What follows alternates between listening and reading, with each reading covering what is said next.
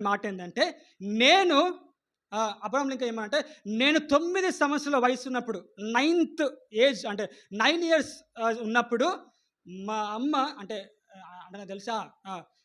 9 years age ఉన్నప్పుడు మా అమ్మ మరణ రోగంలో అంటే మా అమ్మ మరణ రోగంతో బాధపడుతుంది. ఇంకొక అంటే ఎట్లంటే ఇంకొక కొద్ది రోజుల్లో మా అమ్మ చనిపోతుంది అనే సమయంలో మా మమ్మీ నన్ను పిలిసి అంటే అంటే మమ్మీ నన్ను పిలిసి 3 మాటలు చెప్పింది. జస్ట్ 3 మాటలు.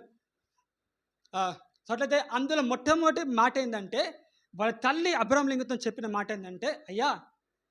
నా కుమారుడా! నీ జీవితం మొత్తంలో ఎప్పుడు గూడా ప్రార్థన చేయడము, వాక్యం చదవడం మానకు." ఫస్ట్‌ది. సెకండ్ చెప్పిన మాట ఏందంటే, "నీ బతుకంతట్లో చెడ్డ స్నేహం, బ్యాడ్ ఫ్రెండ్స్ చేసుకోకు." అది సెకండ్. మూడవది ఏం చెప్పిందంటే, "నీ జీవితం అంతట్లో నీ జిందగీలో మత్తు పదార్థాలకు తాగకని" చెప్పింది. తాగుడు, సిగరెట్టు, మత్తు ఈ మూడే చెప్పింది. ఫస్ట్ ఏంది?